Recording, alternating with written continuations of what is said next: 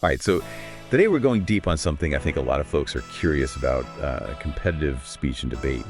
We want to figure out what makes people successful in this arena. Yeah, and we want to make this as efficient as possible for you. You're busy, you want the insights without having to, sift through tons of stuff. Exactly. So we're going to be laser focused on what actually makes a difference. And for this deep dive, we've got a fantastic source, Alyssa Marie Hutchinson. She's only 14, but she's already crushing it in the competitive speech and debate world. Yeah, she's not just participating, she's really excelling. So we're hoping to extract some nuggets of wisdom from her experience that you can apply, whether you're thinking about getting into speech and debate or just looking to up your game in any area of life that requires, quick thinking and persuasion. Right, so let's jump right in. What immediately struck me about Alyssa's story was her early success. I mean, winning first place as a sixth grader against 80 other competitors, that's pretty impressive. Yeah, that's a huge signal right there. I mean, to achieve that level of success so early on definitely suggests some natural talent and a real knack for this activity. And it's not just about talent either. She's also been elected co-captain of her team, which speaks volumes about her leadership qualities. Absolutely. Leadership is so crucial in competitive environments. Even at a young age, it shows that she can inspire and motivate others, which is essential for success as a team. Absolutely. Now, something that Alyssa emphasizes, and I think this is a crucial takeaway for anyone considering any new endeavor, is to not be afraid of failure. Oh, yeah, she's very clear about that. Yeah, she says that setbacks are inevitable part of the process, and that the most important thing is to keep participating and keep learning, embrace those uncomfortable moments. That's such a powerful mindset shift, right? Because so often we're taught to avoid failure at all costs. But in reality, it's those very failures that can teach us the most valuable lessons. Absolutely, and it's about that resilience, the ability to see mistakes not as endpoints, but as opportunities for growth. Yeah. That applies not just to debate, but to pretty much every aspect of life. One thing that really stood out to me in terms of practical advice was her emphasis on constant practice. Oh yeah, she's big on that. Yeah, it's not just for beginners either.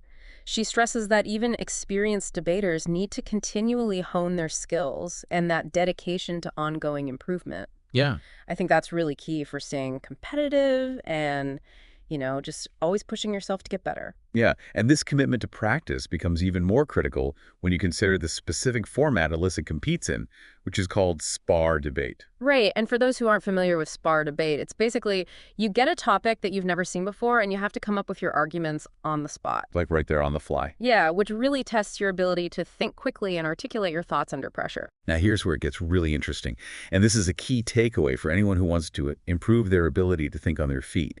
Imagine you get assigned a side of you're either for or against the topic. Right. And you have a grand total of 2 minutes to prepare a 2-minute argument. Whoa. Yeah, 2 minutes to prep, 2 minutes to argue. That's CESPR debate.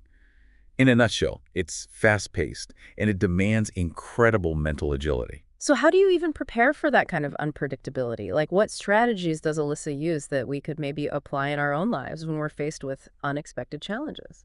Well, Alyssa's approach is actually quite practical. She practices with past topics just to familiarize herself with different arguments, and she works on expanding her vocabulary and general knowledge base. So it's like even though the specific debate topic is going to be new, she's building this foundation of knowledge that she can draw on. Right, exactly. She's not starting from scratch every time. She's got this arsenal of information and skills to work with. And she also points out that the topics are generally grade level appropriate. So it's not like they're throwing super complex issues at middle schoolers. Yeah, that's an important point to keep in mind. I think sometimes people might assume that speech and debate is this incredibly intimidating activity, but it's designed to be challenging but accessible. Right. And when it comes to encouraging others to get involved, Alyssa's advice is pretty straightforward. She says, just give it a try. Like, what's the worst that could happen? Yeah, she emphasizes that a lot of people already have better public speaking skills than they realize.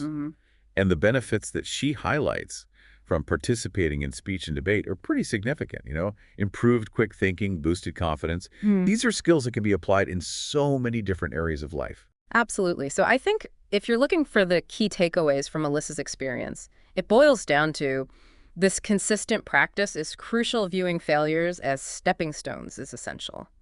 And the ability to think on your feet and communicate persuasively under pressure, those are really the core skills that speech and debate helps you develop. And as you think about all of this, here's a final thought to consider.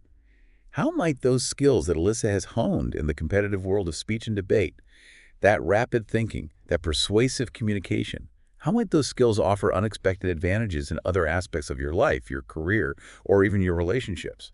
It's something to think about. Definitely food for thought. Absolutely. Yeah.